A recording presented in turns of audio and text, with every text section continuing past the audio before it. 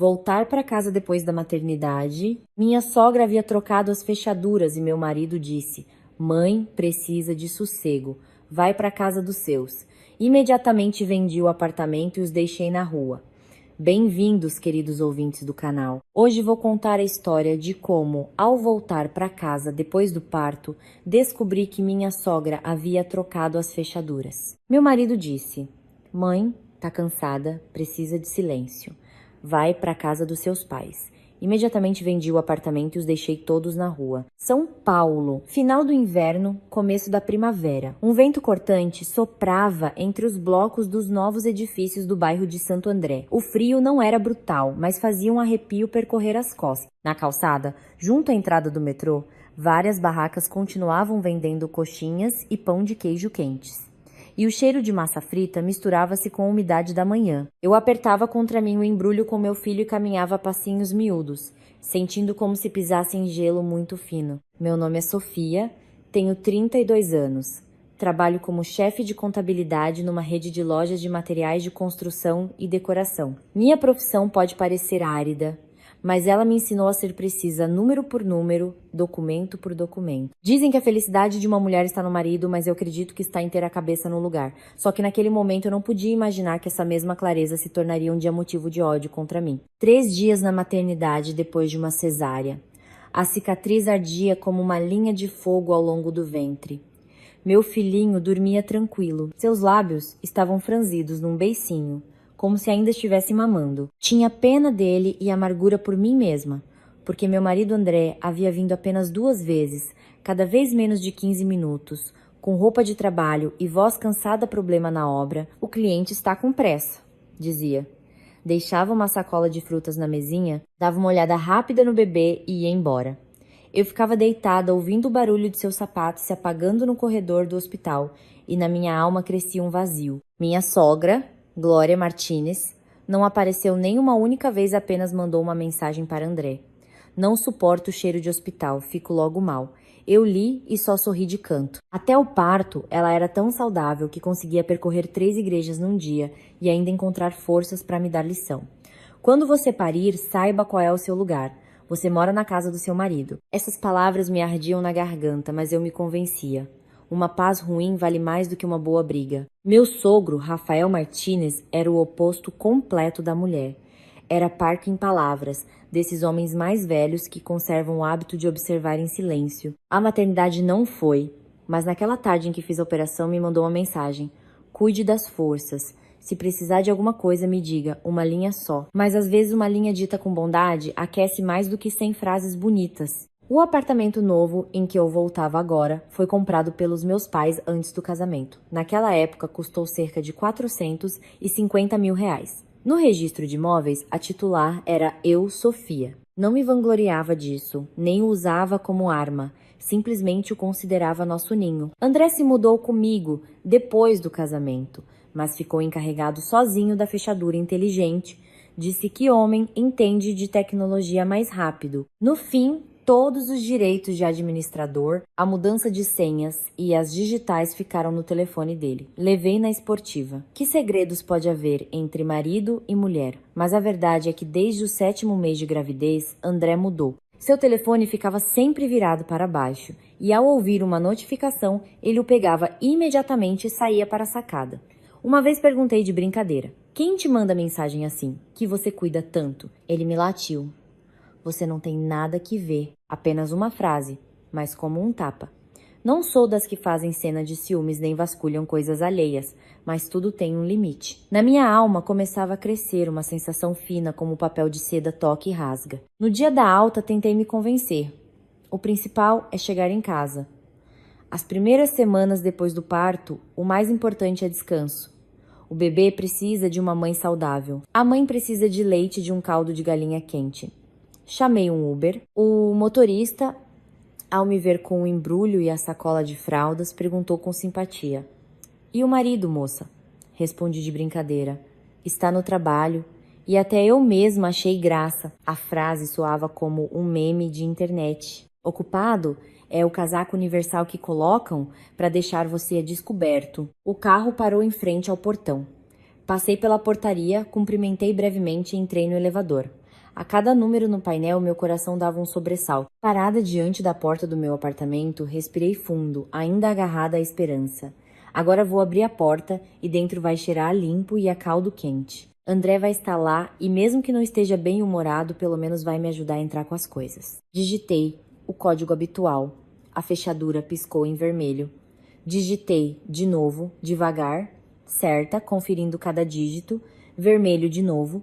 Minhas mãos gelaram. A cicatriz deu uma fisgada como se alguém puxasse o fio de repente. Me apoiei com a testa na porta fria, ouvindo meu coração disparado. Dizem que o lar é o lugar ao qual sempre se pode voltar. Naquele momento, essa frase me pareceu um luxo inatingível. Já havia sacado o telefone para ligar para André quando lá dentro ouviram-se passos. Um suave clique e a porta começou a se abrir. Assim que apareceu a fresta, do apartamento brotou calor, mas a mim não entrou calor nenhum, porque no umbral estava André com uma camiseta cinza, bermuda e chinelo de casa. Me olhava a mim abraçando o bebê, com a sacola na outra mão, e nem teve o reflexo de ajudar. Seu olhar não era o de um homem a quem acabou de nascer um filho, muito menos o de um homem que vê a mulher depois de uma operação grave. Era um olhar vazio, como se tudo já estivesse decidido e não houvesse nada de que falar. André se apoiou na ombreira da porta com desdém, como um verdadeiro dono, e pronunciou apenas uma frase com tom glacial. Por enquanto você não entra. Pensei que tinha ouvido errado. Tentando falar com calma para não acordar o bebê, perguntei. O que você disse? Venho direto da maternidade. O bebê precisa dormir. Eu preciso deitar. Me deixa passar. André não se moveu. Olhou para o embrulho nos meus braços e desviou o olhar como se temesse esse olhar de responsabilidade. Mãe está aqui agora conosco, disse devagar, como se tivesse ensaiado diante do espelho. Ultimamente ela está com a pressão alta. O médico do posto aqui perto mandou repouso absoluto. Se o bebê chorar de noite, ela não vai conseguir dormir e vai ter uma crise. Vai com o bebê para a casa dos seus pais, por enquanto. Ouvi aquilo e a garganta fechou. Literalmente fechou. Ontem, Glória havia ligado para André para se gabar de que estava comendo uma feijoada completa num boteco da rua. A voz dela vibrava de satisfação. Se com essa pressão alta ainda tem forças para falar de feijoada com cachaça, é que a pressão tá mesmo muito alta. Me contive e perguntei diretamente: por quanto tempo é esse vezes por enquanto? André revirou os olhos, como se minha pergunta fosse um estorvo. Até o bebê crescer um pouco. 1 ano, talvez 2, respondeu com total indiferença. Fiquei paralisada. 1 ano, 2. Disse isso tão facilmente como se falasse de ir ao mercado. Dei uma risada baixa, mas o riso ficou preso na garganta e doía mais do que o choro. Você mesmo está ouvindo o que está dizendo? Perguntei, e minha voz tremeu de raiva e cansaço. Fiz uma cesárea há 3 dias. O bebê é pequenininho e você me diz para ir embora por 1 ano ou 2. André deu de ombros e a indiferença me queimou o rosto. E ainda acrescentou com um tom paternalista. Você, como nora, deve respeitar minha mãe. Pense no que ela aguenta com o choro do bebê. Naquele momento, lá de dentro do apartamento, chegou a voz sonora saudável demais para ser de uma doente de Glória Martinez. Ele tem razão. Sou velha. Preciso de sossego. Se eu ouvir o choro do bebê de noite, a pressão vai subir. Se me acontecer alguma coisa, você será a responsável. E além do mais, essas fraldas cheiram mal. A casa acabou de ser limpa. Não traz isso aqui. Fiquei cravada no corredor. Uma corrente de ar frio chegava do fosso do elevador. Arrepiei os braços. A frase sobre as fraldas que cheiravam mal soou como um tapa. Olhei para o embrulho nos meus braços, para meu filho dormindo, e senti vergonha. Não vergonha de pobreza nem de defeitos, vergonha de ser tratada como objeto sujo. Respirei fundo. A profissão de contadora me havia ensinado algo. Quando tentam te confundir, é preciso manter a máxima clareza. Esse apartamento está no meu nome, disse, me esforçando para falar baixo para não acordar o bebê. Não estou pedindo para entrar de visita.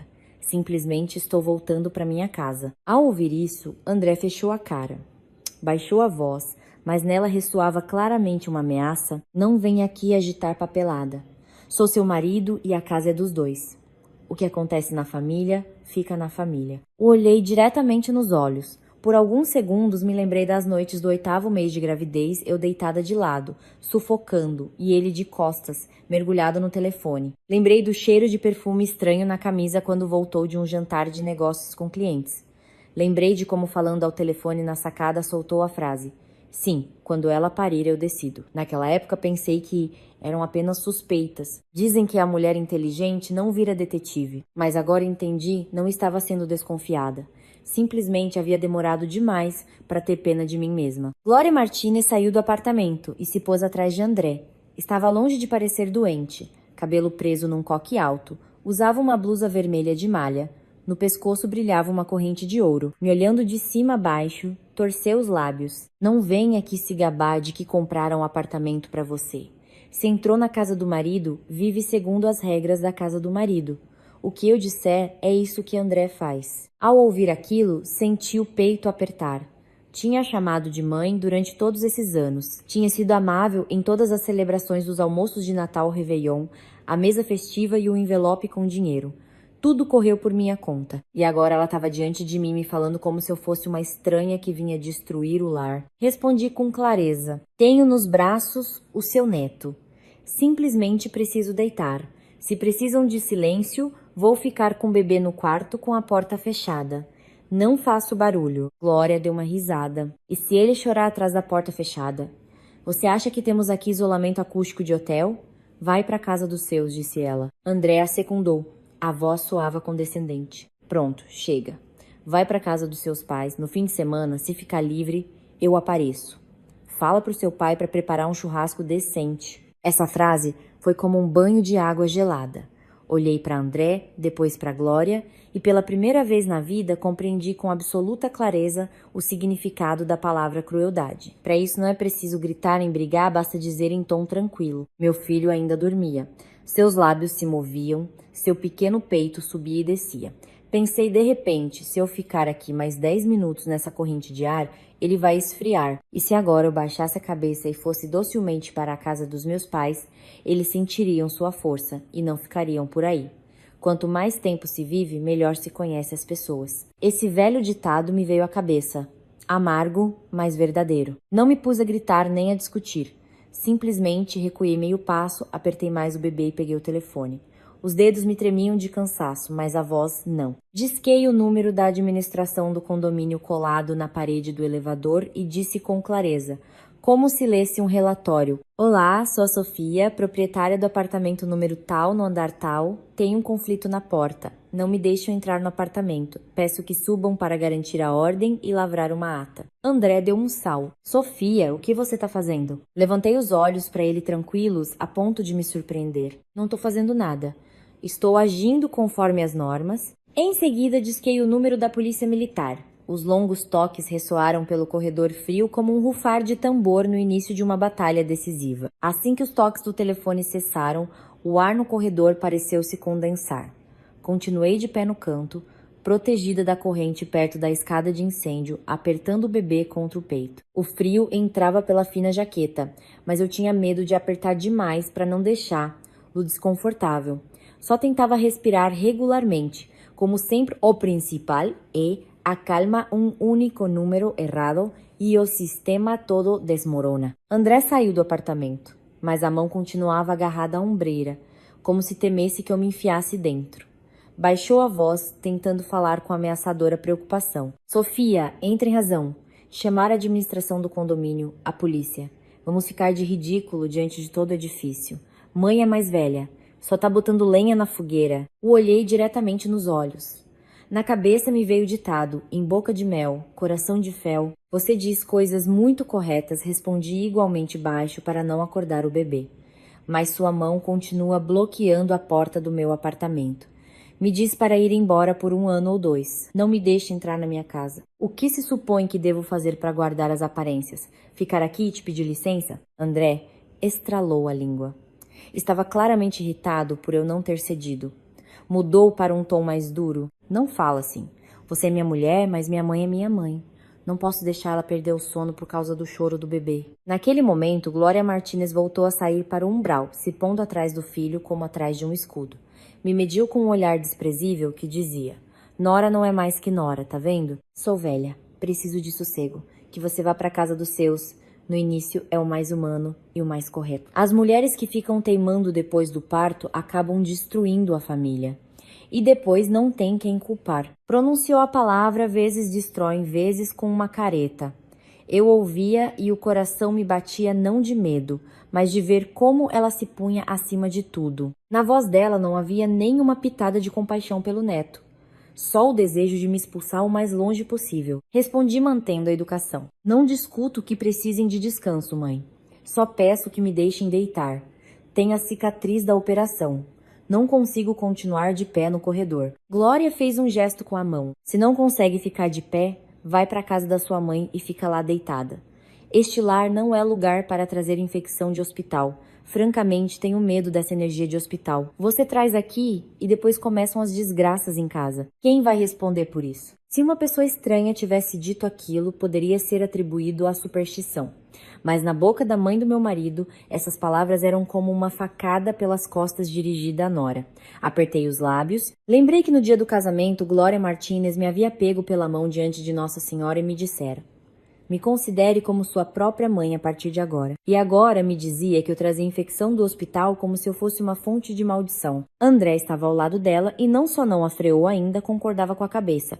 O olhei e me deu vontade de rir. Não porque fosse engraçado, mas porque em algum momento havia acreditado que ele seria minha proteção. E agora era ele quem me empurrava para a corrente de ar. André disse com mais clareza: você diz que mãe precisa de silêncio, mas mãe tá aqui agora e fala muito alto. Isso te parece próprio de quem precisa de silêncio? Glória levantou imediatamente a voz. Que insolência! É assim que você fala com sua sogra? Falo alto porque preciso ensinar. Noras normais depois do parto sabem qual é o seu lugar. Mas você, com seu diploma de contadora, achou que era quem sabe o quê. A frase vezes com seu diploma de contadora, vezes soou com desprezo, menosprezando toda a minha vida. De repente, lembrei dos envelopes com o dinheiro que eu dava no Natal, de como preparava sozinha a feijoada e punha à mesa. Ela comia e soltava apenas uma coisa. Bom, não está ruim. Nenhuma vez elogiou, nenhuma vez reconheceu. Ao que parece, aos olhos dela minha competência era um defeito, porque mulher inteligente é mais difícil de manipular. André suspirou pesadamente e se voltou para mim, acusador. Tá vendo? Você começa a fazer barulho e mãe fica mal. Vai para casa dos seus. Tenha paciência. Prometo que apareço no fim de semana. O olhei e entendi que suas promessas não valiam mais que um lenço usado. Os 3 dias na maternidade também prometeu vir e sumia. Naquela época me consolava dizendo que quem trabalha em construção vive cheio de apuro. Agora estava claro. Estar ocupado ou não depende apenas da vontade da pessoa. Não continuei discutindo. Disse breve e direto. Não preciso das suas promessas. Preciso do meu direito de entrar na minha própria casa. André franziu a testa. A voz endurecia. Você está exagerando.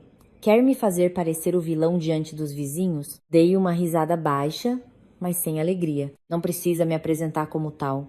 Você se sai muito bem sozinho. Só caiu o silêncio. Glória deu uma olhada no corredor. Viu como as portas do elevador abriam e fechavam, como alguns vizinhos saíam e entravam. Logo mudou de tática e passou ao papel de vítima. Levando a mão ao peito, se lamentou. Ai, meu Deus, que filho infeliz o meu. Casou com uma mulher tão teimosa. Acabou de parir e já chama a polícia contra a sogra. Ouvi aquilo e um calafrio me percorreu as costas. A vida parecia uma novela barata. As pessoas mudavam de máscara tão depressa que não dava tempo de reagir. Mas entendi uma coisa. Quanto mais eu me explicasse, mais me afundaria na armadilha deles. Tem gente que não precisa da verdade, precisa de espectadores. Recuei mais meio passo, mantendo a distância. Não deixei que me tocasse nem que André me arrancasse o telefone. Voltei a olhar para a tela da chamada. Minha voz continuou serena. Preciso de testemunhas para evitar um incidente. Acabei de sair da operação. Não tenho forças para discutir. Quero que tudo fique registrado. André bateu o punho na parede. Ficou vermelho de raiva. Quem vai conseguir viver com você? Vivendo como uma auditora da Receita Federal? Antes essa frase teria me magoado muito. Mas naquele momento pensei, sim, calculo. Calculo para que meu filho não acabe na rua. Calculo para que um dia, se alguém perguntar quais são nossos direitos, eu possa responder com um documento carimbado, não com lágrimas, disse devagar. Quando se trata de cálculos, você diz que é meu trabalho. Mas quando precisa de um lar, dinheiro e estabilidade, se apoia na minha capacidade de calcular, não é? Só estou sendo honesta com os documentos que me pertencem. Mal terminei de falar, do elevador chegaram passos rápidos. Me virei. Um segurança uniformizado e atrás dele uma mulher da administração do condomínio Helena. A luz do corredor se refletiu nos crachás deles e senti alívio, como se tivesse encontrado um ponto de apoio. O segurança, avaliando a situação, disse de imediato: "Se tiverem algum problema, por favor se acalmem e mantenham a ordem." A representante do condomínio acrescentou: "Viemos lavrar uma ata da situação atual a pedido da proprietária." Glória, que estava atuando seu papel, ficou paralisada um momento. André entreolhou os olhos tentando falar com dureza. "Que ata? Isso é um assunto de família." Helena respondeu com calma. "Não decidimos quem tem razão. Só registramos a situação atual e garantimos a ordem no condomínio." Naquele momento, meu telefone tocou. Um número desconhecido. Atendi. Do outro lado, uma voz masculina clara e firme. "Cabo Sanches, Polícia Militar. Em que andar estão?" "Já estou subindo." Olhei para André. Não havia mais medo. Entendi que havia agido certo, porque às vezes, para preservar uma família, não é preciso aguentar, é preciso garantir ao seu filho um lugar digno e legítimo neste mundo. O Cabo Sanches subiu mais depressa do que eu esperava. O som de seu sapato sobre o piso de cerâmica era nítido e seguro. Vestia a paisana com uma prancheta na mão. Ao me ver com o bebê, logo baixou a voz, como quem entende a situação. "A senhora é a Sofia, certo? Fique tranquila. Em que exatamente precisa da nossa colaboração?" Antes que eu pudesse responder, André se intrometeu. A voz era tensa. "Senhor agente, são coisas de família. Um casal que brigou um pouco. Para que chamar a polícia logo?" Sanches olhou para André, não com dureza, mas com peso. "Em assuntos de família é que precisamos manter a calma. Estou aqui para manter a ordem, prevenir o conflito e registrar a situação a pedido da denunciante." Helena já tinha preparado o formulário da ata, e o segurança Carlos havia recuado um passo para observar que ninguém entrasse em briga nem tentasse arrancar nada. Senti que a voz estava um pouco rouca de tanto tempo de pé no frio, mas tentei falar com clareza. "Fiz uma cesárea há 3 dias. Não me deixam entrar no meu apartamento. Preciso que o condomínio e a polícia testemunhem esse fato para que não aconteça nada imprevisto. O bebê é muito pequeno, tenho medo que esfrie." Sanches assentiu e perguntou: "A senhora é a proprietária deste apartamento?" Não me lancei, como fazia no trabalho com os clientes, a tirar todos os papéis de uma vez. Aqui não se tratava de relatórios contábeis, mas da minha vida. Passei o bebê por um momento para Helena só o tempo necessário para tirar os documentos sem acordá-lo. "Sim, aqui está." Estendi meu RG e uma cópia autenticada da matrícula do imóvel. O apartamento estava no meu nome. André, ao ver o documento, mudou de cara. Apertou os lábios tentando manter a compostura, mas não pôde esconder a irritação. Glória, de pé, mal deu uma olhada no papel e logo se exaltou. "E que importa que esteja no nome dela? É mulher de André.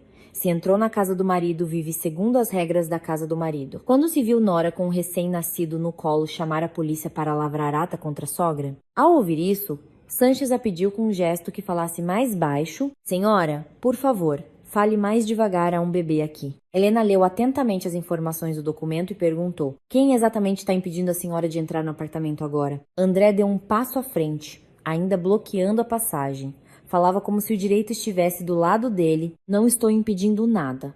Só aconselhei minha mulher a ir temporariamente para a casa dos pais dela para que minha mãe possa descansar.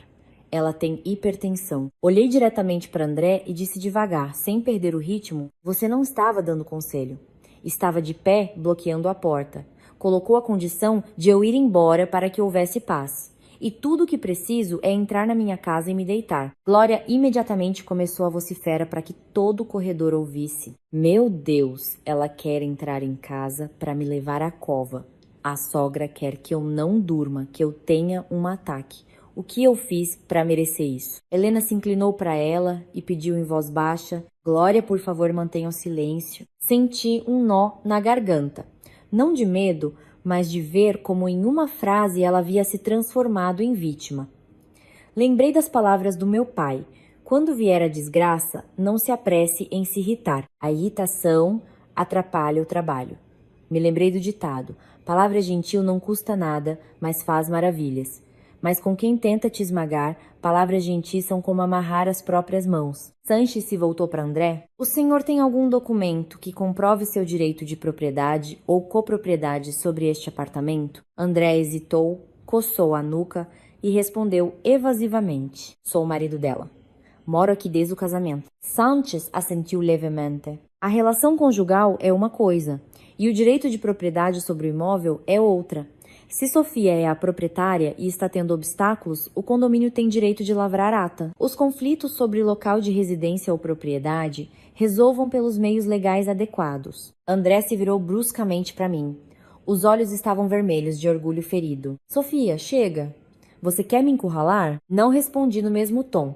Falei direto ao ponto. Quero que tudo fique claro. Não quero acabar com o bebê na rua no meio da noite. Helena começou a redigir a ata, devolvendo a situação ao curso legal.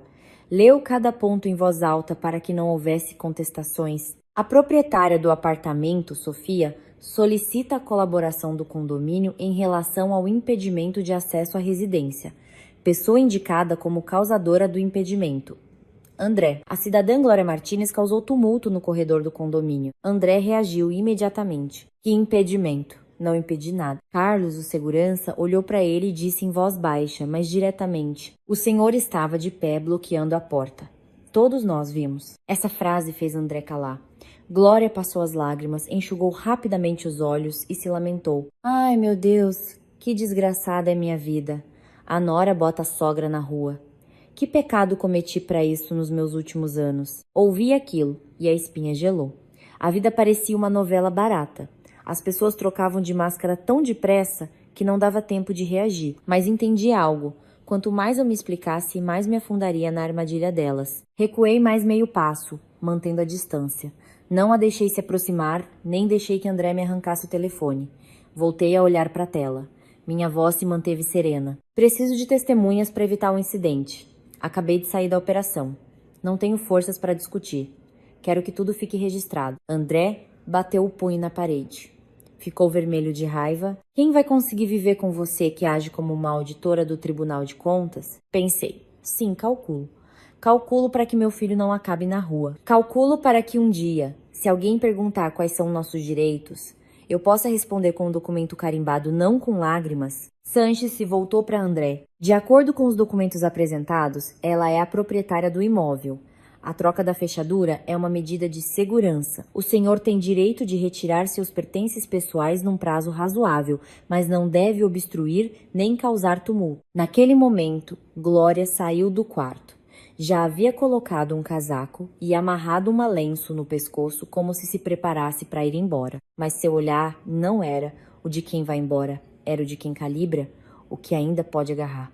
Passeou os olhos pela sala. O olhar se deteve na grande televisão na parede.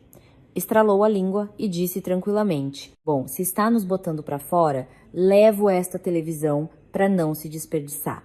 Neste apartamento também tem dinheiro do meu filho. Não respondi com ironia, apenas suspirei, peguei o telefone e abri a pasta de notas fiscais eletrônicas que guardava desde quando comprei os eletrodomésticos. Hábito profissional, tudo deve ter documento. Não para se gabar, mas para não ficar de ridículo. Virei a tela para Helena e Sanches. Aqui está a nota fiscal da televisão, no nome de Sofia.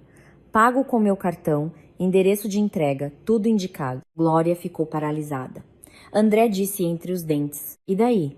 A nota tá no seu nome, mas o dinheiro eu dei a você. A olhei com calma, me surpreendendo. Se me deu ou não, isso você vai ter que provar. E eu tenho a nota e o extrato da minha conta bancária. Essa frase fez André calar, porque no fundo sabia.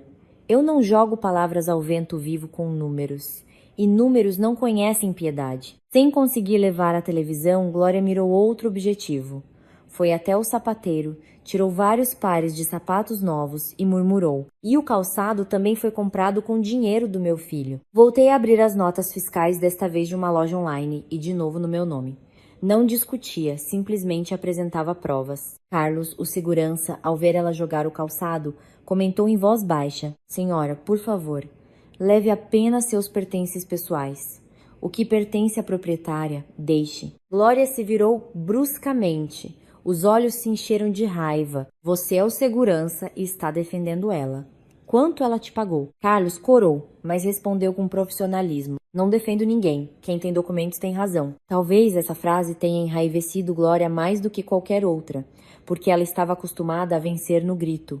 Ao se deparar com alguém que só reconhece papéis, ficou desarmada. André, vendo a mãe num beco, sem saída, foi ao quarto e começou a abrir gavetas com estrépito. Entendi que estava procurando algo para me colocar em apuros: documentos, joias.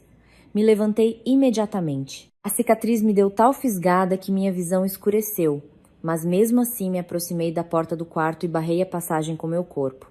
Minha voz ficou mais firme. André, leve seus pertences pessoais, não te atrapalho. Mas os documentos do apartamento, os documentos do bebê e o que não é, seu não toca. André ficou parado, me olhando como se quisesse me dizer algo muito ofensivo. Sanches deu um passo à frente e o lembrou. André, mantenha calma. Se houver disputa sobre bens, pode resolver. Las pelos meios legais. Levar por conta própria coisas cuja propriedade não está clara vai te criar problemas no futuro. Voltei à sala, peguei uma sacola grande de pano e coloquei no meio do quarto. Fazia exatamente o que havia prometido, sem truques. Suas coisas pessoais, roupa, calçado, documentos, coloca aqui. As coisas da sua mãe, em outra sacola. Se acha que comprou algo a mais, apresenta a prova e te deixo levar. Glória torceu o nariz. Para tudo ela precisa de prova. Quem vive assim? Respondi suavemente, mas sem ceder. As provas são necessárias para que depois não haja acusações no vácuo. Glória, se tem argumentos, discuta. Se tem provas, fale. Mas sem provas, qualquer disputa vira simples barulho. Essa frase a fez calar por vários segundos. Depois ajustou o lenço, caminhou para a saída e, ao sair, murmurou. Muito bem. Vamos ver até quando dura. Naquele momento, o chaveiro terminou o serviço, me entregou as chaves novas e me explicou como programar o novo código. Assenti, sentindo que o cansaço me embaçava a visão. Sanches me olhou e perguntou brevemente. A senhora quer acrescentar mais alguma coisa à ata? Helena já havia acrescentado o complemento. Hora da troca de fechadura.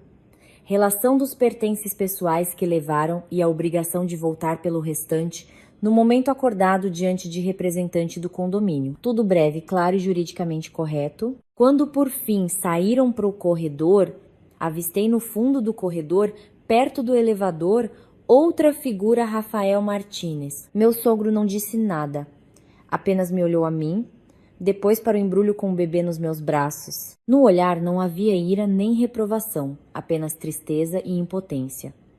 O olhar de um homem que sabe que o filho está errado, mas não consegue freá-lo. Quis dizer algo, mas se arrependeu. Apenas assentiu, quase imperceptivelmente, como um pedido de desculpas não pronunciado em voz alta. Eu, apertando o bebê, respondi com um leve aceno igual. Não era perdão nem súplica de ajuda, só reconhecimento. Naquela casa havia pelo menos uma pessoa que ainda distinguia o bem do mal. A porta se fechou. Não havia mais gritos nem discussões, apenas o cheiro de leite, o antisséptico na minha roupa e a respiração compassada do bebê. Tranquei a porta, me apoiei de costas nela e por um momento fechei os olhos. Minhas mãos tremiam de dor e esgotamento, mas na alma havia um estranho esvaziamento, como se acabasse de cortar uma corda que me estava estrangulando há muito tempo. Entendi. A partir daquela noite, não podia mais confiar nas pessoas. Precisava confiar nos procedimentos para proteger meu filho e a mim mesma. O apartamento ficou mergulhado no silêncio tão profundo que ouvia o tic-tac do relógio de parede. Coloquei o bebê no Moisés perto do sofá e corri as cortinas para amortecer a luz do corredor. Arthur se mexeu. Seus lábios deram um estalo buscando leite. Me inclinei e o beijei na testa. O cheiro do bebê suave e limpo era tão diferente do veneno que havia pairado aqui meia hora antes. Mas não me permiti relaxar. Quem tinha se atrevido a bloquear a porta podia voltar. Peguei o telefone e liguei para Helena do condomínio para confirmar a entrega das coisas no dia seguinte. Helena, amanhã às 9 da manhã, por favor, mande alguém para testemunhar a entrega. Só devolvo os pertences pessoais e não quero nenhum escândalo. Ela respondeu brevemente. Pode deixar, Sofia, manda Carlos. Tudo conforme a ata. Ao desligar, percorri o apartamento fazendo fotos rápidas dos cantos principais para registrar o estado não por ganância, mas para evitar que no dia seguinte dissessem que havia escondido ou estragado algo. Minha profissão me ensinou. Tudo deve ter rastro legal. A cicatriz latejava e eu precisava me apoiar na mesa para me manter de pé. Peguei o bebê para dar o peito. Ele se agarrou com força. Seus olhinhos se entreabriram e fecharam. Olhando para sua boquinha diminuta, compreendi uma verdade simples. Pelo seu filho, você é responsável. Eu o pari e tenho a obrigação de ser forte e sensato. O telefone voltou a vibrar. Uma mensagem curta de André. Você exagerou. Amanhã conversamos. Nenhuma palavra sobre o bebê, nenhuma pergunta se eu estava bem. Só conversamos, como se me convocasse ao escritório para prestar conta. Não respondi. O silêncio naquele momento não era derrota, era uma forma de não dar material novo para a manipulação. Coloquei o telefone no silencioso e o deixei de lado. Por volta das 22, tocaram brevemente o interfone. O coração deu um salto. Apertei o bebê contra mim e olhei pelo olho mágico. Atrás da porta estava Rafael Martínez, sozinho, com um casaco velho e o cabelo grisalho despenteado pelo vento, me olhava diretamente para a câmera como se soubesse que eu estava observando. Abri a porta na corrente, minha voz era baixa. Rafael, aconteceu alguma coisa? Ficou em silêncio por vários segundos e então disse com voz rouca: Vim perguntar como estão você e o netinho. Você ficou muito tempo de pé na corrente depois da operação. Estava preocupado, só uma frase, e senti um nó na garganta. Quis perguntar por que havia calado naquele momento, mas me contive. Entendia que ele estava preso entre a mulher e o filho, e qualquer palavra poderia ter feito a situação explodir. Ele olhou para o embrulho nos meus braços. O netinho está dormindo? Sim, mamou. Tá dormindo. Assentiu. A mão envelhecida se ergueu e caiu, como se quisesse pegar o neto, mas não se atrevesse. Suspirou. Não defendo ninguém. Só te digo uma coisa, cuide das forças. Se algo requer documentos e testemunhas, faça. Não deixa te encurralar. O olhei e a alma pesou mais. Obrigada, Rafael. Não queria o escândalo, mas não podia ficar com o bebê na rua. Assentiu olhando para o chão. Eu sei. Na vida tudo se paga. Por erros se responde.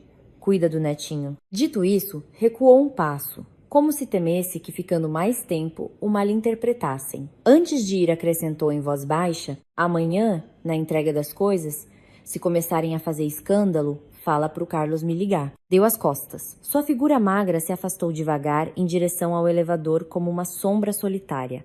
As portas do elevador se fecharam. Fiquei imóvel por vários segundos, sentindo como se tivesse ouvido um pedido de desculpas que não pôde ser pronunciado em voz alta. Fechei a porta com todas as trancas. Uma parte de mim amoleceu, mas a outra continuou dura como pedra, porque a bondade silenciosa de Rafael não podia salvar esse casamento. Eu precisava de segurança e limites claros. Coloquei o bebê no Moisés. Acendi a luzinha amarela e suave.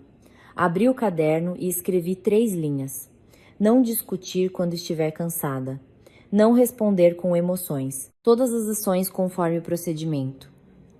Ao escrever, fechei o caderno como se selasse um juramento. Antes de me deitar, tirei 2 sacolas grandes de pano e as coloquei no canto da sala colando etiquetas. Coisas de André e vezes coisas de Glória. Amanhã viriam e eu simplesmente abriria a porta no horário combinado. Entregaria as sacolas, receberia a assinatura, gravaria em vídeo conforme pedia o condomínio. E não precisaria ficar no meio do quarto ouvindo seus lamentos. Dizem que uma paz ruim vale mais do que uma boa guerra. Mas entendi, aguentar bem é manter a paz.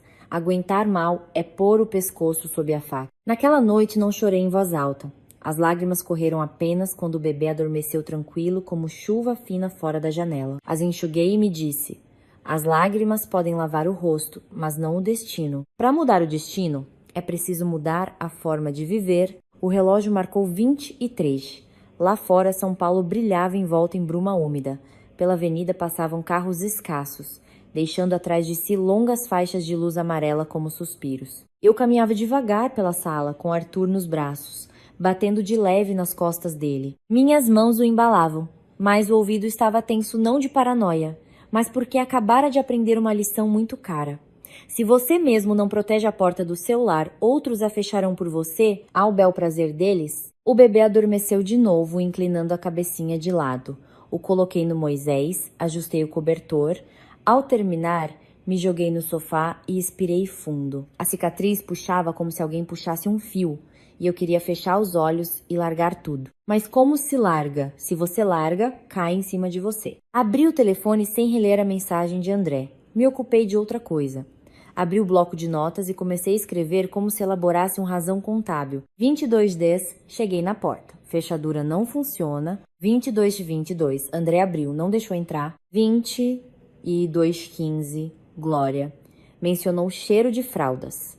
Exigiu que eu fosse para a casa dos pais. 25 ligação para a administração do condomínio. 22:30 e 3 chegou o agente. 23:15 ata lavrada. 23:30 troca de fechadura. Não acrescentei emoções, apenas fatos. Emoções se podem rebater, mas horários e ocorrências são mais difíceis. Ao terminar, guardei o registro. Fiz uma captura de tela da ata que Helena havia enviado no grupo do WhatsApp dos moradores e guardei tudo em uma pasta separada com um nome claro. Tive cuidado de fazer backup no meu e-mail. Alguém dirá que é excessivo, mas melhor exagerar do que se arrepender. Melhor ter fama de meticulosa do que de ingênua. Me levantei para pegar um copo d'água morna. Na cozinha havia luz, mas na alma, escuridão. No armário ainda havia feijão e um pouco de arroz, o que havia comprado na semana passada para preparar uma sopa no primeiro mês do bebê. Fiquei olhando longo tempo para o pacote de leguminosas e na alma foi fazendo vácuo. Por mais que você planeje, basta uma única maldade para que tudo perca sentido. O telefone voltou a vibrar. Desta vez Glória ligava. A olhei na tela e não atendi. Sabia que atender era abrir a porta ao veneno dela.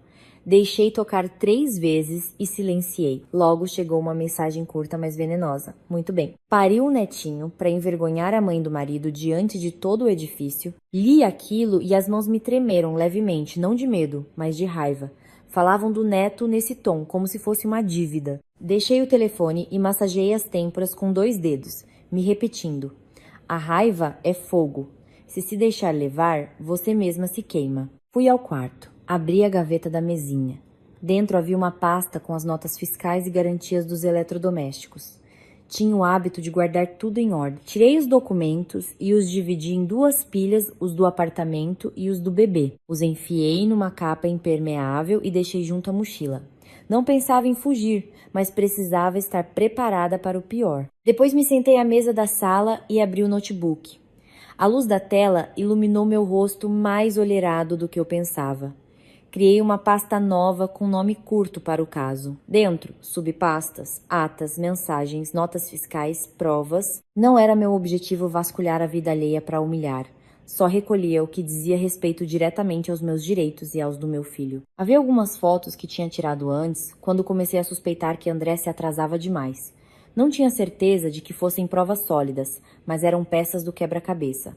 As organizei, renomeei os arquivos por datas. Cada vez que salvava um documento, fechava o notebook e respirava fundo como depois de correr uma longa distância. Por volta da 1h da madrugada, Arthur choramingou.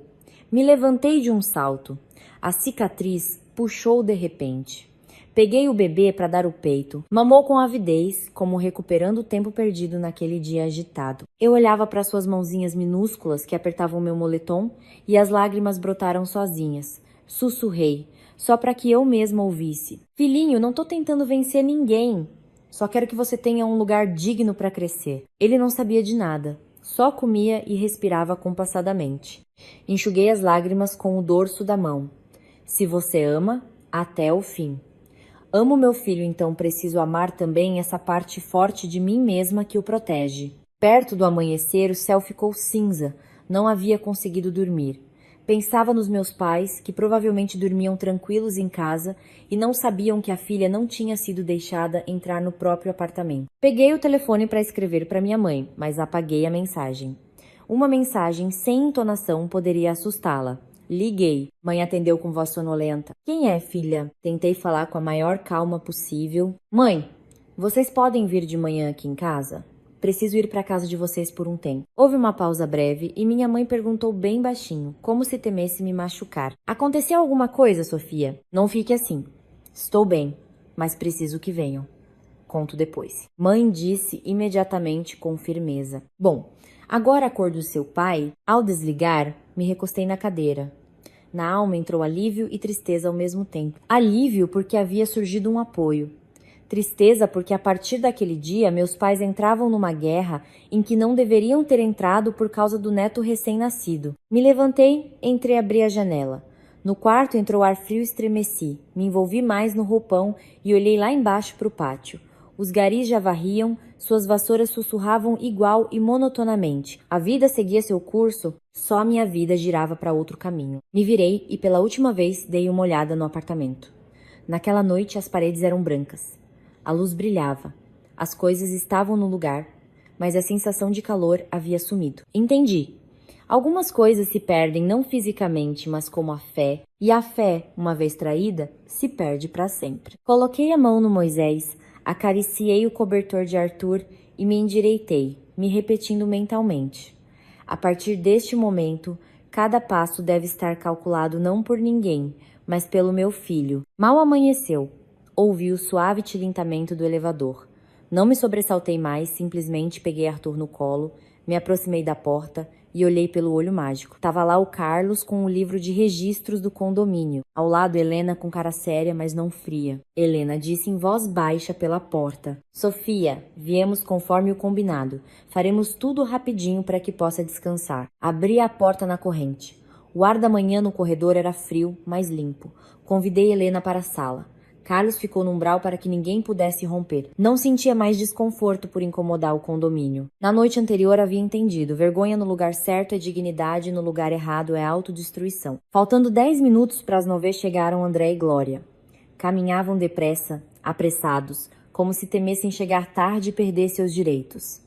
André usava uma jaqueta preta com cara sombria. Glória ia em volta no lenço. Na mão tinha uma sacola vazia supostamente para as coisas, mas os olhos percorriam tudo como uma inspetora. Helena falou primeiro com muita clareza. Ontem foi lavrada uma ata. Hoje retiram os pertences pessoais conforme a lista que Sofia vai fornecer. Recebem, assinam a ata de entrega e recebimento e não fazem bagunça no corredor. André sorriu com ironia. Que lista? Tem alguma coisa nesta casa que me pertence? Não respondi. Simplesmente coloquei sobre a mesa da sala as 2 sacolas preparadas na noite anterior. Numa estava escrito vezes André, na outra vezes Glória. Estes são seus pertences pessoais que não levaram ontem, disse em voz tranquila. Roupa, documentos, artigos de higiene, confiram na presença da representante do condomínio. Glória abriu a sacola imediatamente. Vasculhou rapidamente e levantou a cabeça. Falta meu porta-joias. A olhei diretamente, sem pânico. Onde tiver deixado seu porta-joias, procure lá. Eu não peguei e não olhei no seu armário. Se tem alguma suspeita, indique o lugar exato e verificamos juntos na presença do condomínio. Mas com todos presentes. Glória vacilou. Evidentemente estava acostumada a gritar para assustar, não apresentar provas concretas. André entrou na conversa. Sofia, não faz circo, me dá as chaves reserva, preciso entrar e pegar minhas coisas. Carlos o cortou na porta com suavidade, mas com firmeza. André entra somente com o consentimento de Helena e Sofia, e apenas para retirar seus pertences pessoais. Agimos conforme as normas. André me olhou como se quisesse me devorar, e depois se voltou para mim com reprovação. Muito bem. Chamou todo o condomínio para me vigiar como um criminoso. Senti a cicatriz puxar de tanto tempo de pé, mas não o mostrei. Apenas respondi brevemente. Acabei de dar à luz. Não tenho forças para discutir. Quando tudo está claro, fica mais fácil para todos. Helena estendeu para André a ata para assinar. Ele pegou a caneta, a mão tremia de raiva. Assinou e jogou a caneta sobre a mesa. Glória assinava resmungando. Na minha vida nunca vi uma nora assim. Não reagi. Peguei Arthur e fui para outro cômodo para protegê-lo do barulho. Quando voltei, vi que meus pais tinham chegado. Meu pai Emílio vestia um agasalho marrom. Era de estatura baixa, mas se mantinha ereto. Minha mãe, Pilar, carregava uma sacola quente com o café da manhã. Provavelmente havia comprado biscoitos de polvilho e pão de queijo no caminho, como fazem as mães, que antes de tudo pensam em alimentar a filha. Papai não perdeu tempo olhando para a Glória. Olhou para André. O olhar era sereno como aço. Bom dia. Vim buscar minha filha por um tempo. Se algo requer intervenção jurídica, agiremos pela via legal. André quis dizer algo, mas ao se deparar com a voz do meu pai, que não admitia discussão, engoliu as palavras. Glória se voltou imediatamente para minha mãe, tentando puxar conversa sobre moral. Como criou sua filha, que chama a polícia contra a sogra? Minha mãe não se pôs a gritar. Apenas suspirou e disse em voz baixa, mas com peso: Minha filha acabou de parir. Precisa de descanso e de um lugar para se deitar. Quem quer bem ao neto não incomoda a mãe dele. E ponto. Essa frase fez Glória calar por vários segundos. Reuni as coisas do bebê numa cesta, apenas o essencial: fraldas, leite em pó, roupas, documentos. Não reuni tudo de uma vez porque não estava fugindo. Ia para recuperar as forças, evitar o conflito e me preparar para agir corretamente. Papai me ajudou a carregar a sacola. Mamãe pegou o Arthur no colo. Eu ia atrás me apoiando na parede. Antes de entrar no elevador, me virei para Helena. Helena, por favor, guarde todos os documentos, os de ontem e os de hoje. Se no futuro houver disputas, precisarei de cópias. Helena assentiu. Tudo ficará guardado. As portas do elevador se fecharam. No reflexo vi André de pé no corredor, com a cara fechada. Glória havia se virado. Já não me importava o que pensavam. Sentia que saía de uma armadilha. Na casa dos meus pais, mamãe já havia estendido a cama, preparado o caldo de galinha quente com cheiro verde picado. Papai deixou a sacola e disse apenas uma frase: Descansa. Não fica com raiva. Tudo tem solução. Ao ouvi-lo, desabei em choro. Não de fraqueza, mas porque finalmente me tinham dado permissão para respirar. Entendi que às vezes um passo atrás não é derrota, é uma maneira de se firmar com mais força. Queridos ouvintes, o que teriam feito no meu lugar numa situação assim? Teriam mordido a língua e aguentado? Ou teriam optado por agir com decisão para se salvar a vocês e ao filho? Se esta história os fez refletir, por favor deem um like e deixem um comentário. E ouçam até o final, porque após minha calma veio uma virada que muitos não esperavam. Enxuguei as lágrimas e terminei o caldo. Na minha cabeça havia já um plano claro, sem barulho, sem vingança verbal, apenas pela via legal, com documentos e no momento certo. Na casa dos meus pais havia mais luz do que no antigo apartamento. Não pelas lâmpadas, mas pela presença das pessoas. Mamãe não parava na cozinha, cozinhava arroz com leite, fazia lentilha com medo de eu perder o leite. Papai ia e vinha, falava pouco, mas fazia tudo desde preparar chás de camomila até ir à farmácia buscar curativo. Eu ficava deitada, ouvia o zumbido do ventilador, a respiração do bebê ao meu lado e me sentia como se tivessem me tirado de um buraco. Mas o sossego não significava esquecimento. Me repetia: sossego para recuperar forças, não para deixar que falem de você à vontade. No terceiro dia, na casa dos meus pais, a dor havia amainado. Já conseguia me sentar por mais tempo, caminhar devagar. A cada passo, a cicatriz ainda doía, mas a cabeça estava clara. Abri o notebook. A pasta do caso não estava nele, mas lembrava que tudo estava salvo na nuvem. Restaurei tudo no computador dos meus pais. Coloquei uma senha longa e dividi tudo em 4 grupos, como fazia no trabalho: atas, mensagens, notas fiscais, provas. A ata do condomínio era uma prova sólida do incidente com a porta. As mensagens eram as que André e Glória haviam enviado depois, demonstrando sua atitude e intenção de nos expulsar do apartamento. As notas fiscais eram os gastos estranhos que haviam aparecido durante minha gravidez, compras caras que não faziam sentido. Perfume, bolsas, sapatos, reservas em restaurantes. Não conseguia acessar a conta de André e não queria fazer nada ilegal. Mas muitas notas chegavam ao endereço do apartamento e o nome do destinatário não era o meu. Para uma contadora, isso era um ponto de interrogação muito grande. Imprimi tudo não numa pilha caótica, mas em conjuntos. Cada conjunto preso com uma capa com índice, datas e anotações breves. Mamãe, ao me ver imprimir, se preocupou. Filha, você acabou de ser operada. Descansa. Sorri fracamente. Não se preocupa, mãe. Faço no meu ritmo.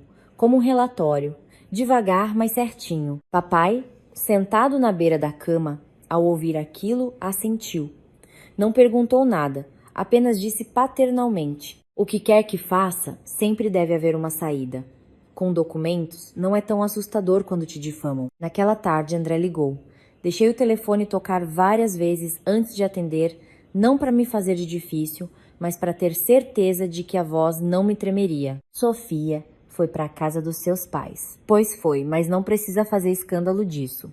As pessoas vão ver e dizer que te machuquei, disse ele com dificuldade para conter a raiva. Já não perguntava se queria o filho. Fiz outra pergunta direta e fria. Como você quer resolver esta questão? Com conversa ou com documentos? André deu uma risada. Sempre seus documentos. Acha que porque tem o registro de imóveis pode fazer o que quiser? Respondi tranquila. Não acho. Mas se tem um filho pequeno, pensei que as pessoas se comportariam como devem. Você não fez isso, então eu preciso me comportar humanamente comigo mesma. Do outro lado da linha, houve silêncio por alguns segundos, e então André soltou uma frase como jogando sal na ferida. Você é inteligente, mas inteligente demais ninguém quer. Desligou sem continuar discutindo. Entendi. Para André, minha inteligência era um espinho. Para mim, naquele momento, era uma tábua de salvação. Na manhã seguinte, me encontrei com a advogada Olga Valera. Uma colega de trabalho me havia indicado. Deixei o bebê com mamãe. Papai me levou a um café tranquilo perto do escritório. Escolhemos uma mesa no canto. Me sentei e coloquei sobre a mesa a pasta com os documentos. Olga Valera, ao ver a pilha grossa de papéis, arqueou uma sobrancelha com surpresa. Veio bem preparada. Respondi com honestidade: sou contadora. O que mais temo são os acordos verbais. Olga Valera começou pela ata do condomínio. Bateu várias vezes a borda da folha com a caneta, como marcando algo. Isto é muito importante. Comprova o fato de que se impediu o acesso da proprietária legítima à sua propriedade. Além disso, ocorreu logo depois de sua cesárea, do ponto de vista das qualidades pessoais e do direito de guarda do filho, isso é muito desfavorável para a outra parte. Ouvi sem sentir malícia. Simplesmente assenti. Passou para as notas fiscais e as mensagens. Olhava em silêncio. Fazia poucas perguntas, mas pertinentes. De onde tem essas notas fiscais? Tenho e-mails com os recibos de compra e SMS de entrega que chegavam ao meu número porque antes eu gerenciava os endereços de envio em nossa casa. Olga Valera assentiu. Tudo obtido por vias lícitas pode ser utilizado. Só não publique na internet nem envie a terceiros com intenção de difamar. Vamos ao judiciário, não à opinião pública. Respondi imediatamente. Não quero difamar ninguém. Só preciso de segurança e do direito de criar meu filho. Olga Valera se recostou na cadeira e passou ao principal. O apartamento está no seu nome. Adquirido antes do casamento. A probabilidade de divisão é muito baixa. Mas você precisa se ater estritamente a uma regra. Não tenho direito de destruir as coisas deles, nem de retê-las ilegalmente. Qualquer entrega deve ser feita na presença de testemunhas, de preferência com ata lavrada. Lembrei das 2 sacolas, da cena da assinatura da ata diante do condomínio, e entendi que havia dado o primeiro passo corretamente. Olga Valera continuou. Quanto ao filho, você precisa demonstrar sua capacidade de cuidar dele. Renda, local de residência, apoio disponível. Seus pais, se tiverem situação estável, podem ser um ponto a favor. Quanto à pensão alimentícia, o juiz partirá dos rendimentos reais de André. Peguei o copo de água morna e formulei a pergunta que havia rondado muitas noites. E se ele se recusar a assinar qualquer coisa, inclusive os documentos do bebê? Olga Valera me olhou com firmeza. Se recusar, atuamos pelo procedimento. Não precisamos implorar a ele, mas será necessário ter paciência. A lei é um caminho longo, não um atalho. Fiquei em silêncio por alguns segundos. Pela janela do café brilhava um sol pálido. As pessoas iam ao trabalho, ao mercado suas vidas fluíam tranquilas. E eu aparentemente me adentrava por outro caminho. Não alegre, mas necessário. Antes de se despedir, Olga Valera disse uma frase que ficou gravada para sempre. Não pense que está guerreando com eles. Está erguendo uma cerca para você e para seu filho. E uma cerca deve ser reta, sólida e construída conforme as normas. Aí ela para tudo. Saí do café. Papai me abriu a porta do carro, me ajudou a entrar. Não me perguntou curioso o que a advogada havia dito, só perguntou: tá bem, filha? Assente. Sim, pai. Já sei o que tenho que fazer. Ao voltar para casa, vi Arthur dormindo nos braços de mamãe e a alma se aliviou. Entendi. A partir daquele momento, não precisava mais falar muito. Só precisava agir passo a passo, como os construtores que levantam uma casa colocando cada tijolo com cuidado. Depois da reunião com a advogada, não havia mais névoa na minha cabeça. Sabia o que fazer primeiro e o que depois. E o primeiro era tirar a certidão de nascimento de Arthur. Os adultos podem brigar meses, anos, mas os documentos de um bebê não podem ficar no ar. Precisam de nome, domicílio, carteirinha de saúde, vacinas. Tudo começa por esse pequeno pedaço de papel. Naquela manhã, mamãe se levantou cedo, preparou um chá de ervas. Papai me ajudou a preparar a pasta com documentos. Eu a carregava com cuidado, como uma joia. Me vesti com um casaco quente, agasalhei o bebê. Arthur estava na cadeirinha do carro. Seu rostinho estava rosado. Nos olhava. Ao encará-lo, me disse: Tem pela frente uma vida longa e preciso fazer tudo certo desde o princípio. No cartório de registro civil, me sentei esperando a vez e a cicatriz latejava no ritmo do ventilador do teto. A funcionária, ao me ver com o bebê, perguntou em voz baixa: "Fez cesárea?" Assenti. Ela me deu o formulário e explicou onde preencher. Falou sem exagero de emoções, mas com tal respeito que me senti gente ao contrário do dia em que me haviam chamado de fonte de infecção. O problema era o sobrenome do bebê. Por tradição, o filho leva o sobrenome do pai, mas as tradições só são fortes em famílias normais. Não queria usar o sobrenome como vingança nem transformar meu filho em troféu. Só queria que ele tivesse estabilidade que não o empurrassem de um lado para outro por capricho de adulto. A advogada Olga Valera havia dito claramente: "Posso propor um acordo se for voluntário e formalizado pela via legal." Ao voltar para casa, escrevi para André uma mensagem sem longos preâmbulos, sem emoções, sem mencionar infidelidades, apenas condições e objetivo. "André, esta semana preciso tirar a certidão de nascimento do nosso filho para poder vacinar e fazer a carteirinha de saúde. Proponho que assine um acordo para que o bebê leve meu sobrenome e esteja domiciliado na casa dos meus pais por razões de estabilidade. Em troca, resolvo tudo estritamente pela via legal, sem envolver familiares nem fazer cenas. Se estiver de acordo, nos encontramos no cartório no dia e horário tal para assinatura. Sofia." Ao enviá-la, deixei o telefone de lado. Mamãe me olhou com apreensão. "Você acha que ele vai concordar?" Sorri de canto. "Se não concordar, seguimos nosso caminho de qualquer forma, mãe. Simplesmente estou dando a ele a oportunidade de se comportar humanamente." André respondeu quase 1 hora depois. A mensagem era breve e resumava orgulho ferido. "Não inventa, é meu filho!" Respondi com uma única frase: "É seu filho. Então seja pai e coloque sua assinatura." Do outro lado, silêncio. Não pressionei, não liguei. Aprendi a não correr atrás de quem virou as costas. À tarde, André ligou por conta própria. A voz estava mais baixa, já não tão cortante, mas ainda firme. "Sofia, por que você quer que o bebê leve seu sobrenome?" Respondi com calma: "Pela estabilidade dos documentos e da vida dele.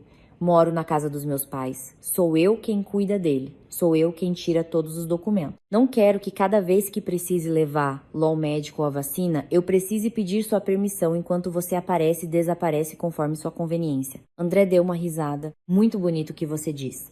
Mas se levar o sobrenome da mãe, as pessoas vão rir." Suspirei. "As pessoas não vão criar meu filho, André. As fofocas são como o vento no campo, o vento sopra, mas o trigo cresce mesmo assim." Talvez essa frase tenha ferido o amor próprio dele. Ficou em silêncio por vários segundos e então disse: "Bom, vou assinar. Mas você precisa me prometer que não vai me envergonhar." Respondi imediatamente: "Não envergonho ninguém. Só preciso dos documentos do bebê. O acordo assinado no cartório é voluntário. O funcionário vai explicar tudo. Se estiver de acordo, nos encontramos amanhã." No dia seguinte, André chegou. Usava camisa branca, impecável, como se tentasse salvar a imagem, mas tinha os olhos cansados. Cansados como quem vive em tensão contínua e teme ser visto por dentro. Meu pai não perdeu tempo falando com ele.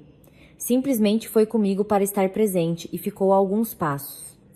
Mamãe, com Arthur no colo, sentou-se na área de espera sem dizer nada. A funcionária do cartório leu o conteúdo do acordo em voz alta e clara e perguntou a André: "O senhor assina isso voluntariamente? Entende que este acordo diz respeito ao sobrenome e ao domicílio do filho, e não anula suas obrigações como pai, nem a obrigação de pagar pensão alimentícia se assim determinar o juiz?" André empalideceu levemente, pegou a caneta e assinou. A assinatura naquele dia não era tão grande como no dia do casamento. Tremia um pouco como a de alguém que toma uma decisão da qual não quer se responsabilizar, mas é obrigado. Quando o papel recebeu o carimbo vermelho, olhei o documento e na alma entrou alívio e dor ao mesmo tempo.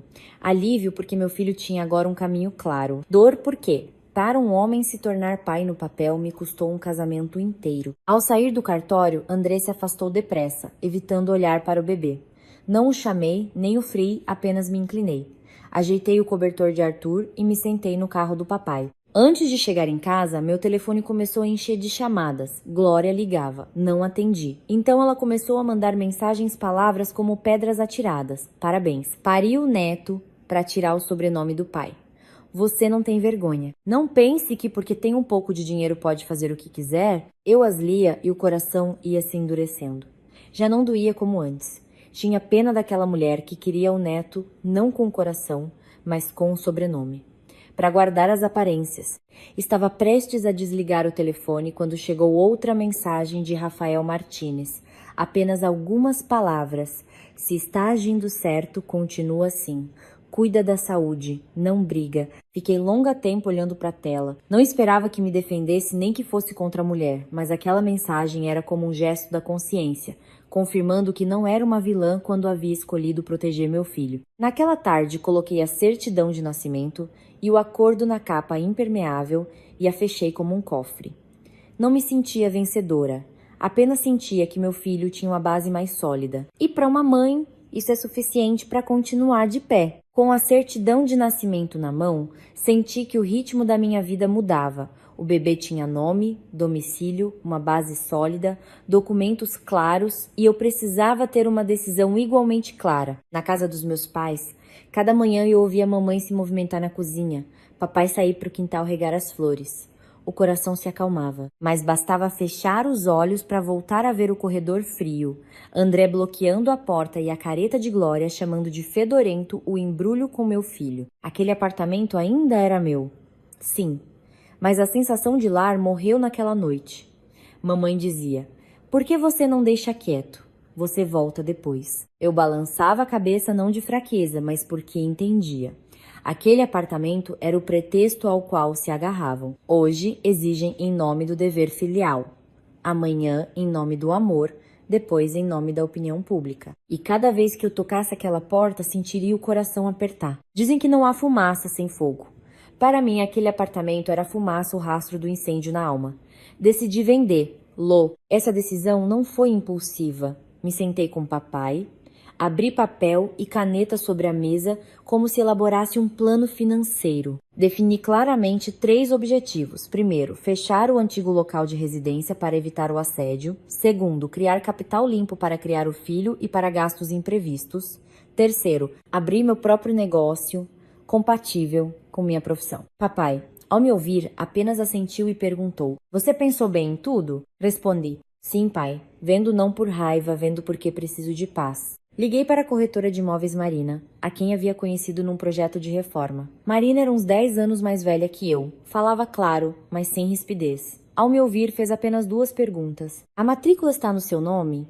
E o apartamento está desocupado agora? Respondi que a proprietária era eu. O apartamento estava vazio porque eu havia ido para a casa dos meus pais e André e Glória haviam retirado as coisas mediante ata. Marina exclamou e logo aconselhou: melhor ainda.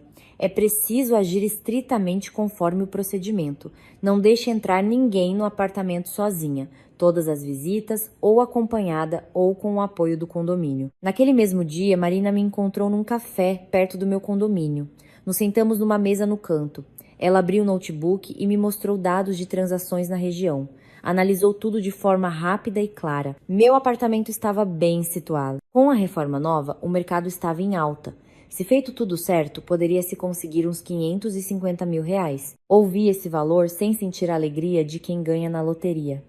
Apenas senti que era razoável e suficiente para poder respirar. Marina disse, mas lembre-se, vender um apartamento não é só mostrar documentos. É preciso visitas, sinal, cartório, impostos, entrega. Se alguém te pressionar rápido, isso é uma armadilha. Sorri fracamente. Marina, pode ficar tranquila, sou contadora.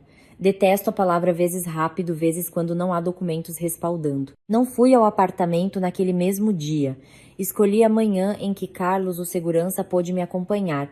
Isso se tornou meu costume de segurança. Ao entrar no apartamento, me senti estranha como em casa alheia. Não mexi nas coisas, apenas conferi o necessário para a transação. Estado do apartamento, energia, água, medidores, garantias dos eletrodomésticos. Abri as janelas para arejar e fiquei alguns minutos me despedindo de uma parte da minha vida. O pássaro tem seu ninho, o homem tem seu lar.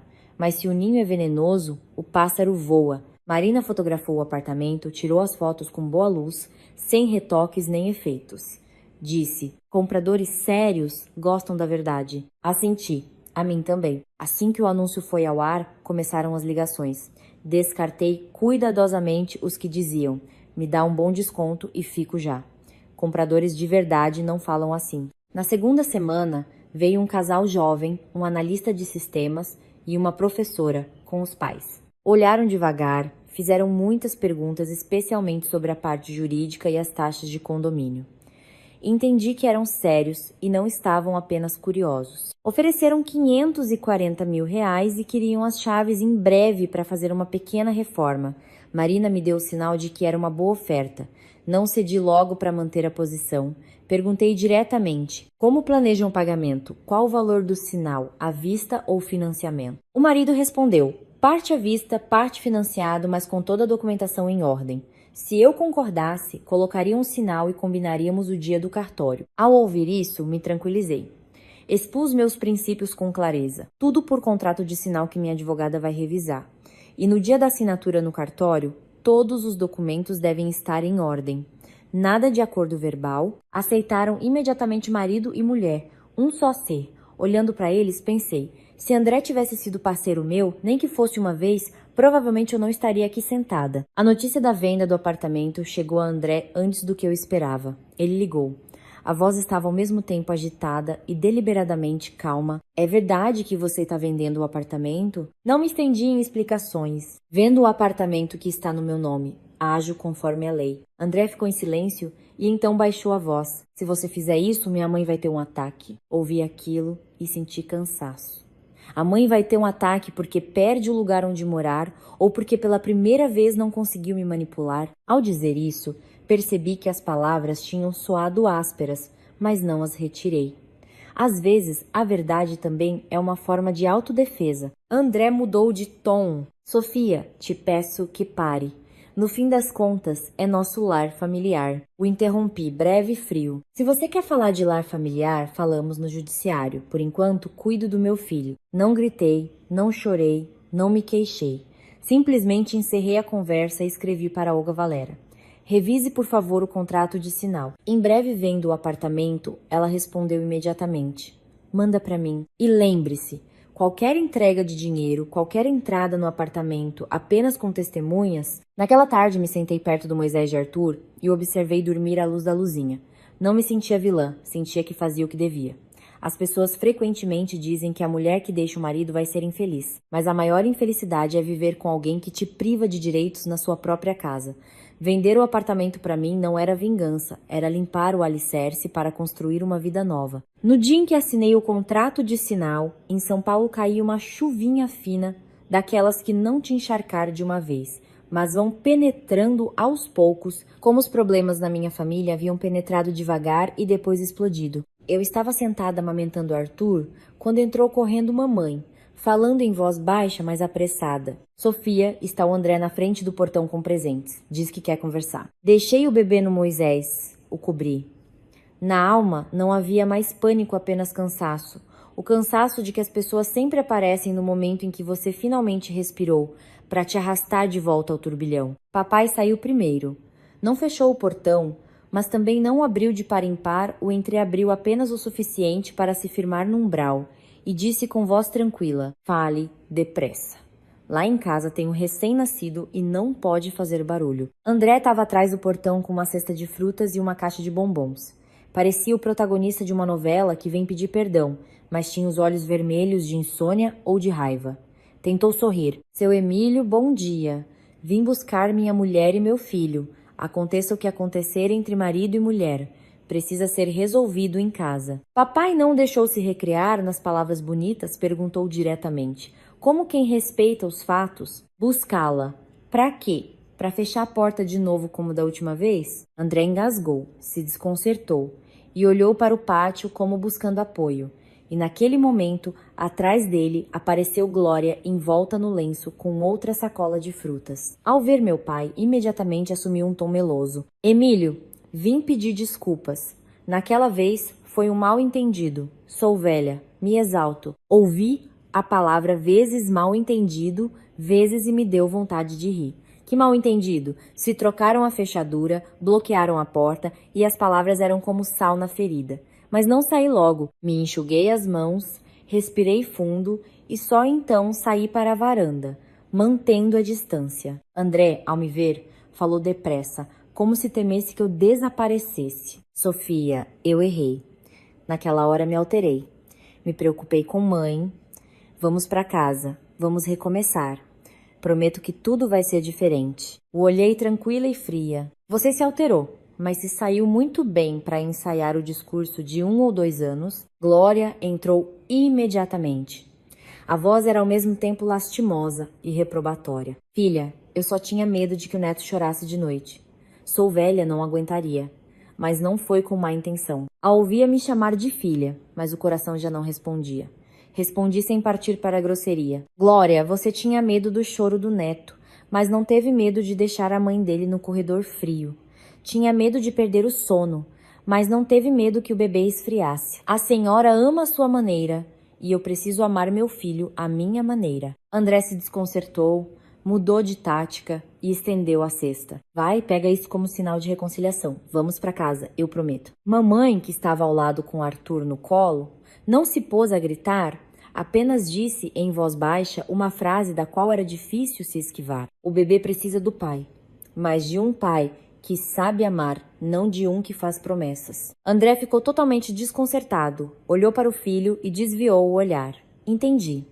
Não havia vindo porque sentia falta de nós. Havia vindo porque tinha medo de perder o que lhe escapava das mãos, o apartamento, a imagem e esse poder que consideravam dado. Papai continuava no portão.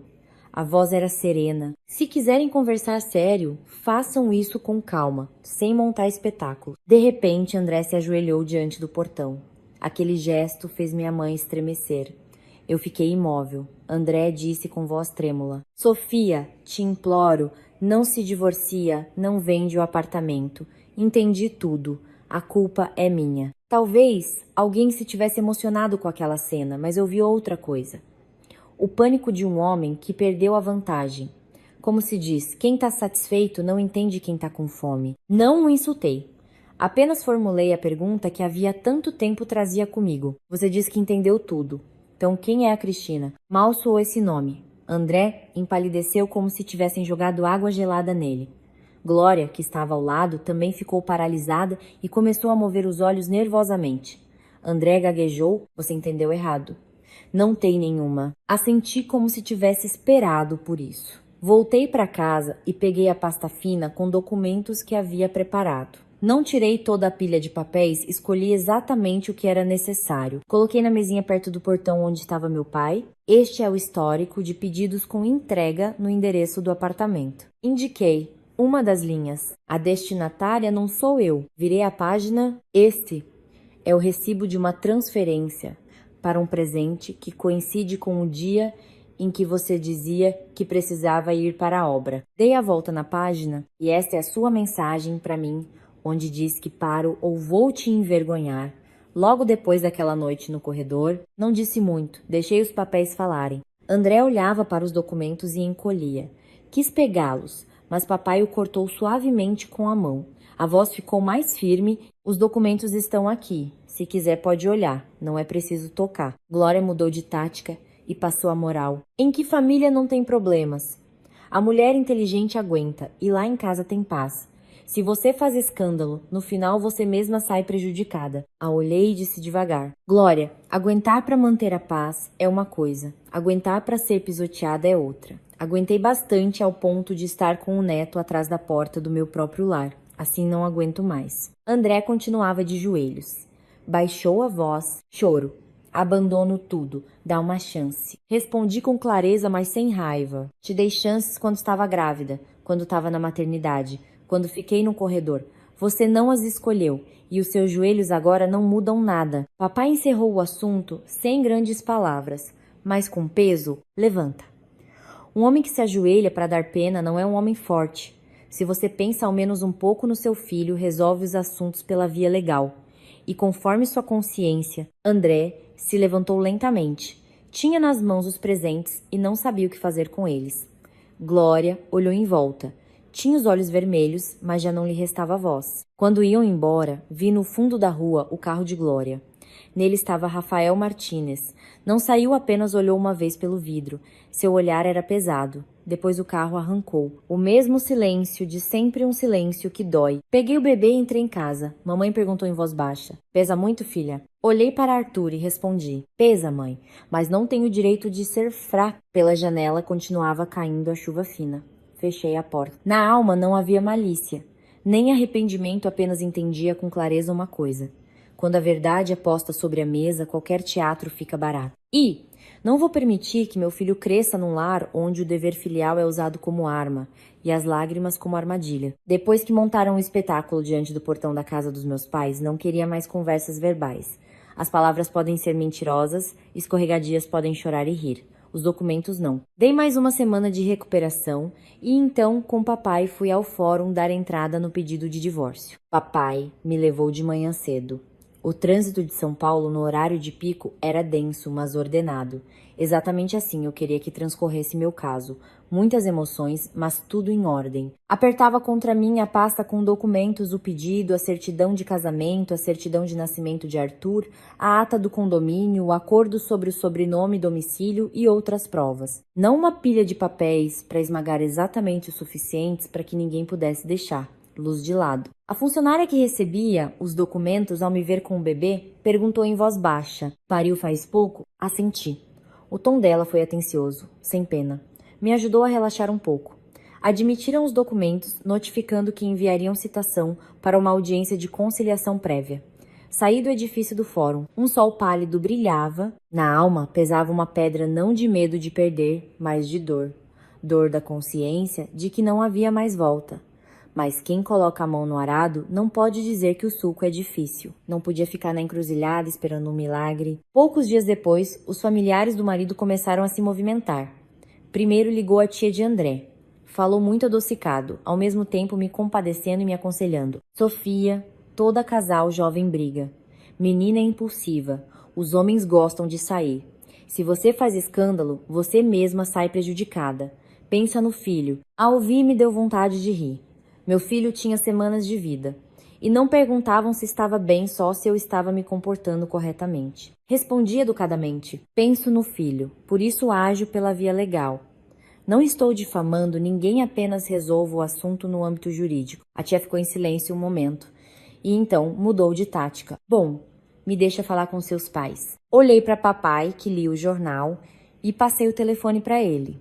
Ele, ao ouvir, disse apenas uma frase com voz serena, como colocando um carimbo. Isso é assunto da Sofia. Nossa família não vai discutir. Quando formos chamados ao fórum, atuamos.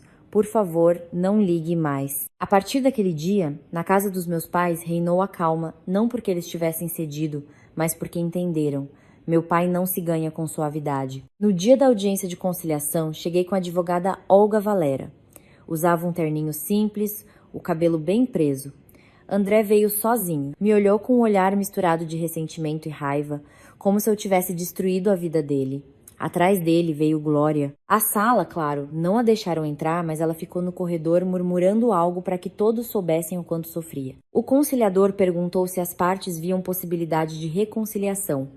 André falou primeiro, seguindo um roteiro decorado. Tivemos só pequenas desavenças. Minha mulher é impulsiva. Ouviu alguém e entendeu errado. Ainda quero salvar a família. Ouvi a palavra vezes mal entendido vezes e o peito apertou. Se foi mal entendido, por que trocar o código da fechadura? Por que bloquear a porta? Por que dizer de 1 ou 2 anos? Mas não discuti. Olhei para Olga Valera e ela sentiu levemente, dando a entender que falaria ela mesma. A advogada expôs tudo brevemente, sem enfeites. A relação conjugal se encontrava em estado de crise profunda. Havia uma ata comprovando o impedimento de acesso à moradia. O incidente havia ocorrido imediatamente após a cesárea, colocando em risco os direitos e a segurança do recém-nascido. No momento oportuno, apresentou a ata do condomínio. O conciliador, ao estudá-la, assentiu e perguntou a André como explicava o fato de estar de pé, impedindo a passagem da proprietária legítima da residência. André empalideceu. Começou a se justificar. Só aconselhei minha mulher a ir para a casa dos pais.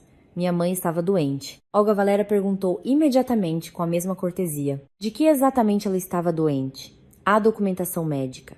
E por que o conselho vinha acompanhado da condição de 1 ou 2 anos? André travou.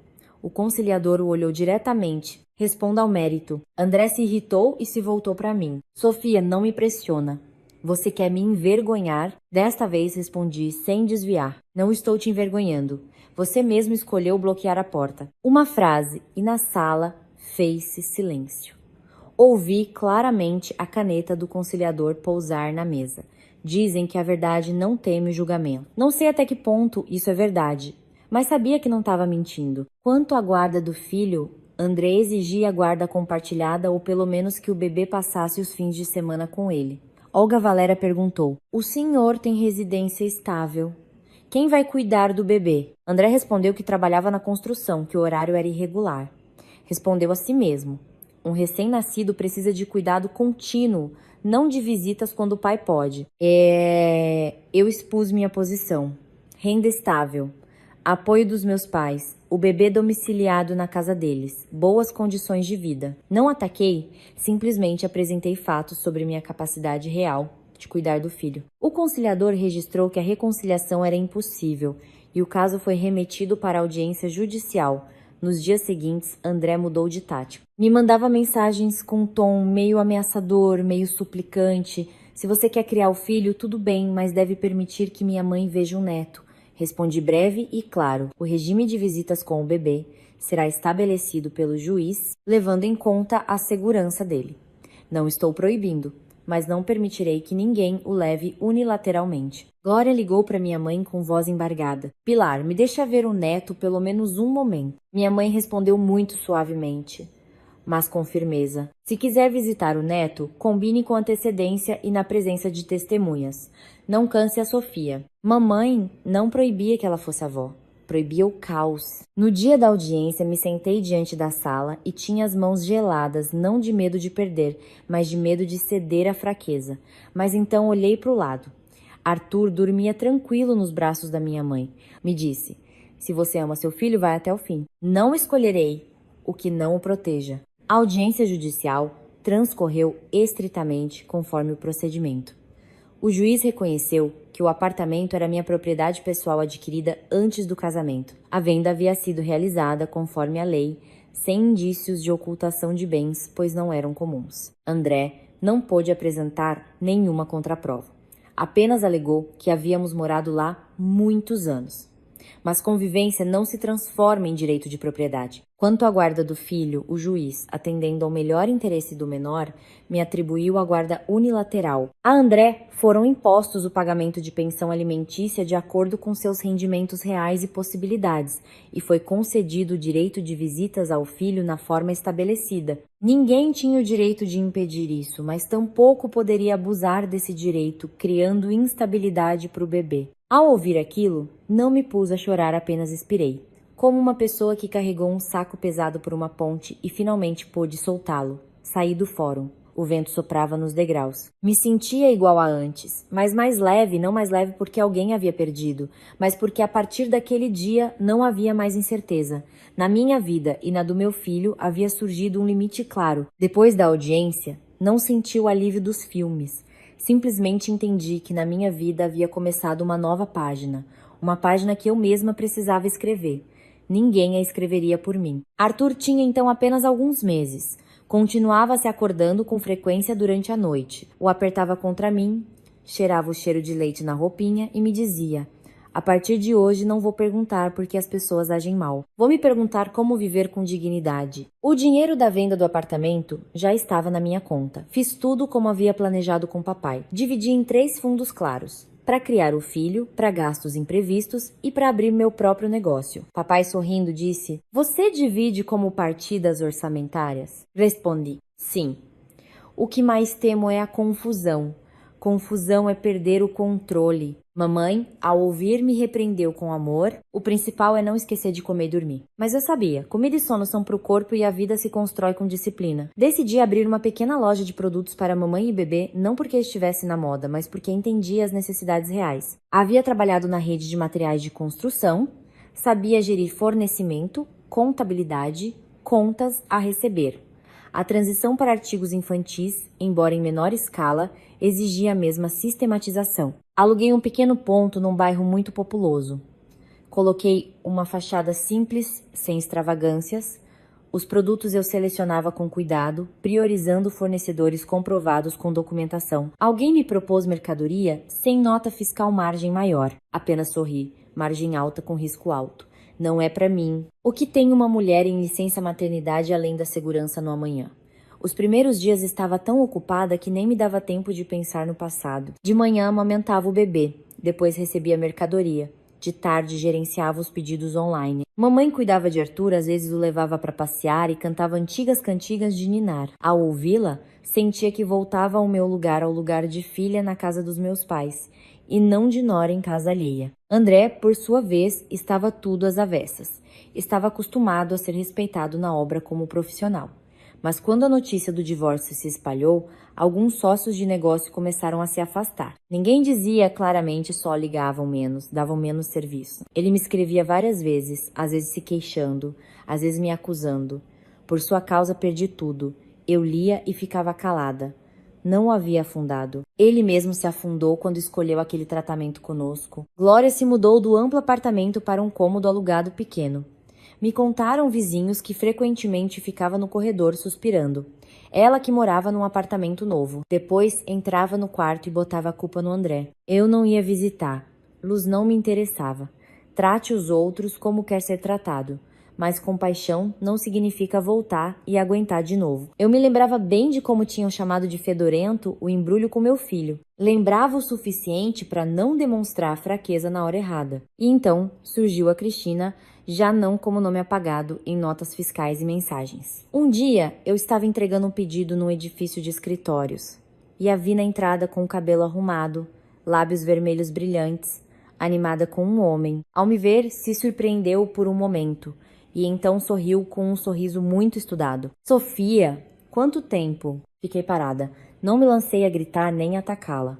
Apenas senti cansaço de gente para quem os sentimentos alheios são diversão. Respondi cortês. Oi. Ela riu como se fôssemos íntimas amigas. Não pensa nada de errado. Eu não queria me intrometer no seu negócio com o André. A olhei diretamente nos olhos e disse em voz baixa, mas firme: se não quisesse se intrometer, a senhora não estaria nessa história. O sorriso no rosto da Cristina congelou.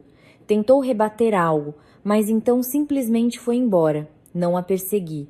Me sentei no carro e pensei: quem semeia vento colhe tempestade. Antes ou depois, eles mesmos colherão os frutos dos seus atos. Não preciso me sujar. Tempos depois, soube que André havia sido obrigado a trabalhar como entregador para ter algum dinheiro.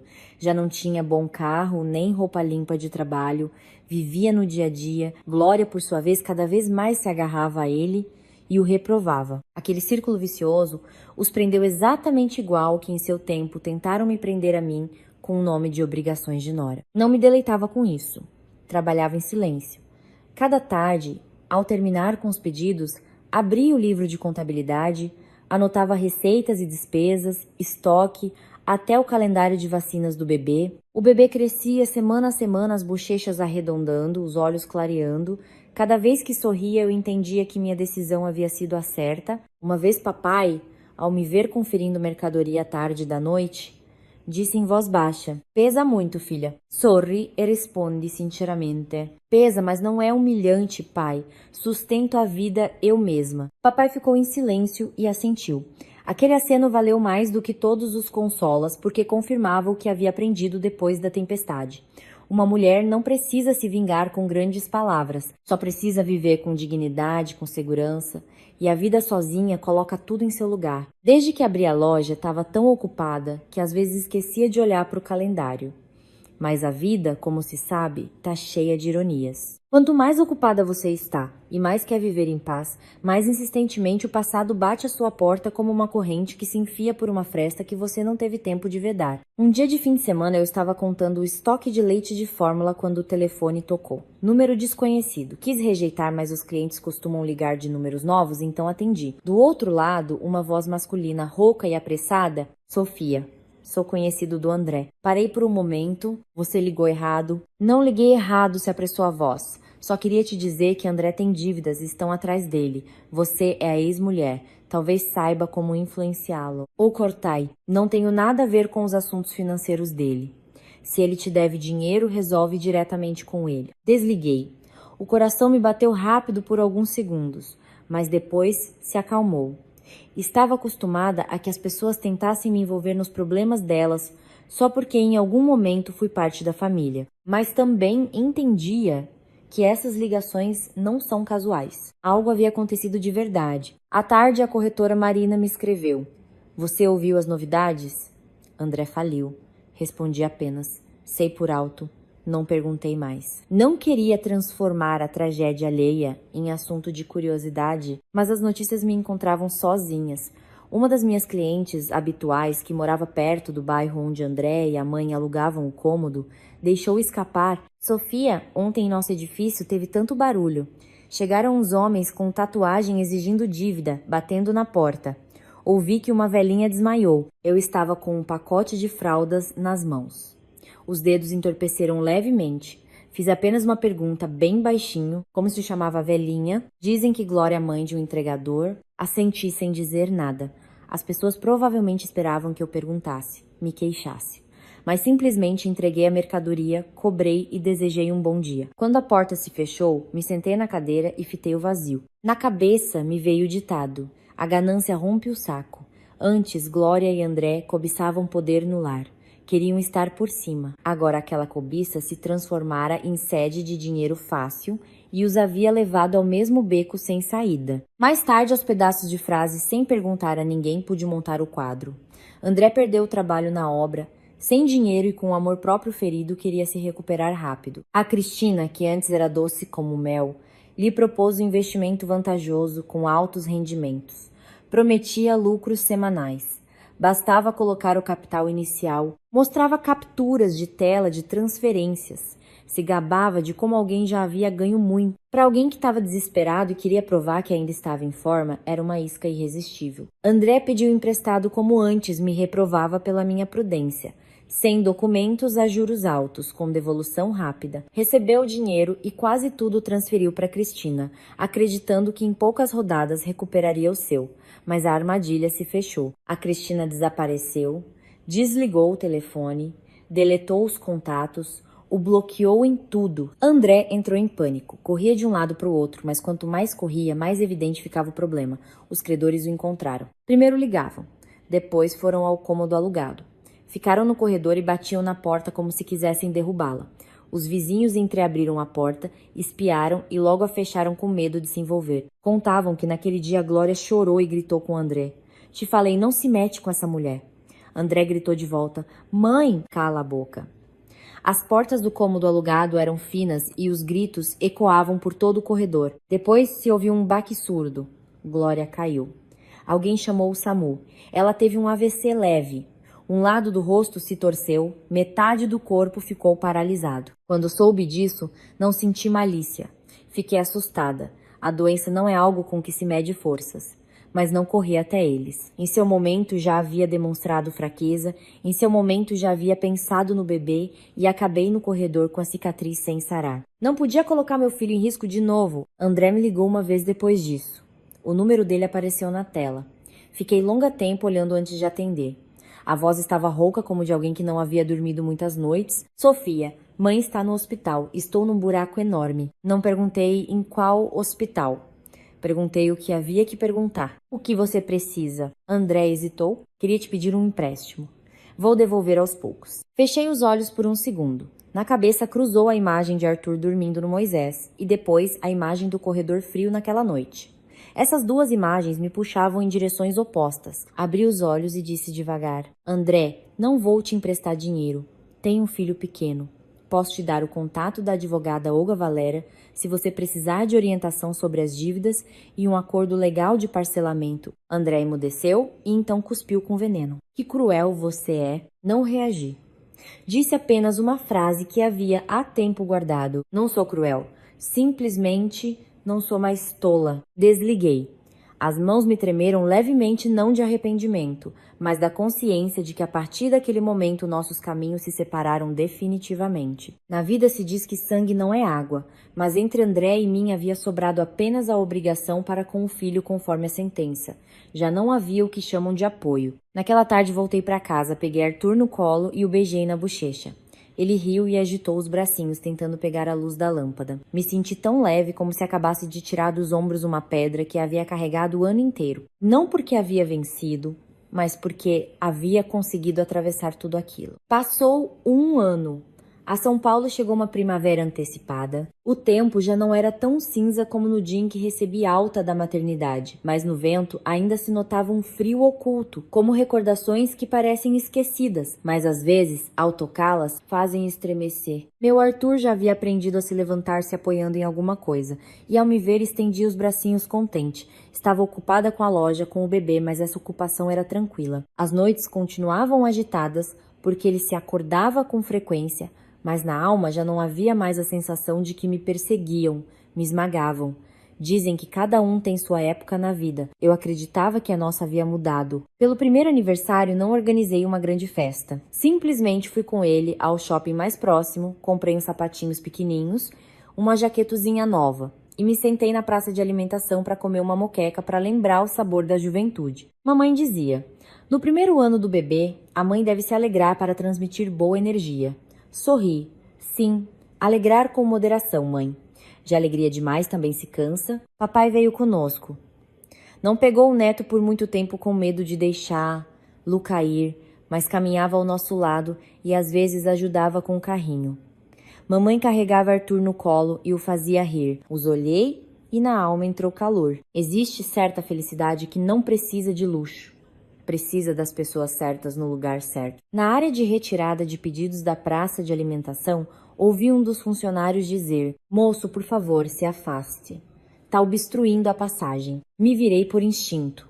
Um entregador com uniforme de empresa de motoboy se enrolava com o celular buscando o código do pedido. A jaqueta estava desbotada, os tênis com lama seca, estava de cabeça baixa, o boné puxado sobre os olhos. O rosto estava metade coberto com a máscara. Não pensei em olhar, lhe de frente até ele levantar a cabeça. Aqueles olhos eu reconheci, os olhos de André. Por um momento fiquei paralisada, não porque ainda o amasse, nem por malícia, mas pela sensação de que a vida havia colocado tudo em seu lugar com exatidão demais. Um ano atrás eu estava com um bebê no corredor da minha própria casa, e ele no umbral como dono. Um ano depois ele estava aqui, no meio do burburinho, e pediam que se afastasse para não atrapalhar. André também me reconheceu.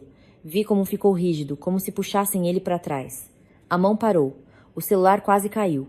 O olhar se moveu de um lado para o outro e pousou em Arthur. Meu filho naquele momento abraçava minha mãe pelo pescoço e olhava ao redor curioso. Ao ouvir vozes, se virou e olhou para André como para um estranho. Nenhum reconhecimento, apenas o olhar curioso de um bebê para um rosto desconhecido. André deu um passo à frente e parou. Olhou para a roupa suja, depois para mim vestida com cuidado e de novo para o filho.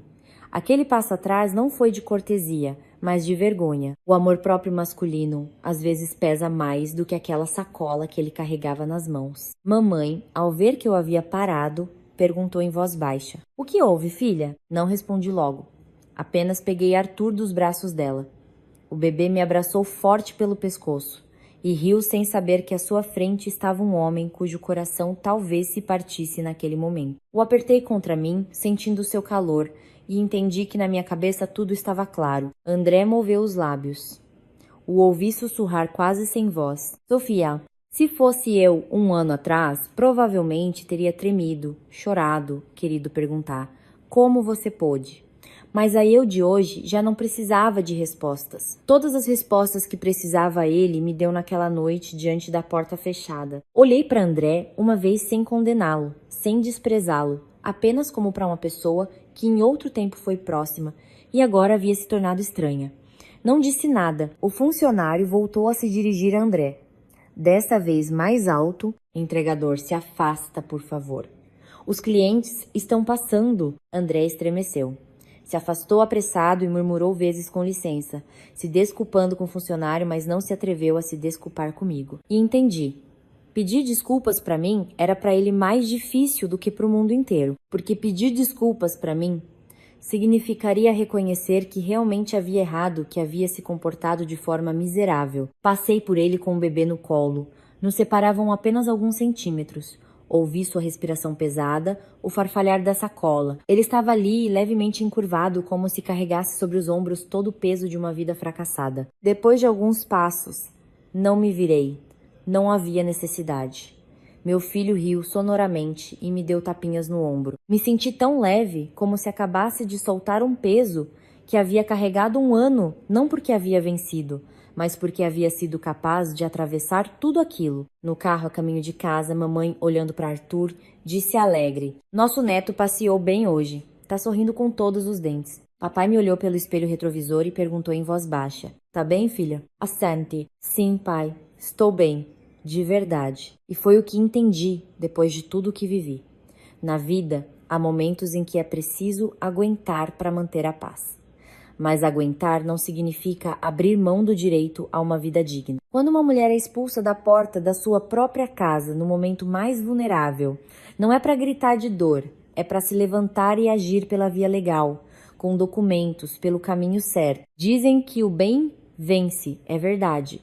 Mas o bem precisa ser acompanhado da razão para não colocar sua vida nas mãos de outros. Se vocês, queridos ouvintes, consideram esta história exemplar e ela chegou ao coração de vocês, por favor, deem um like. Se tem algum pensamento, deixe um comentário para que o canal tenha estímulo para continuar. Obrigada por ouvir até o final. Desejo a todos saúde e paz. Até breve, até novos encontros em nosso canal.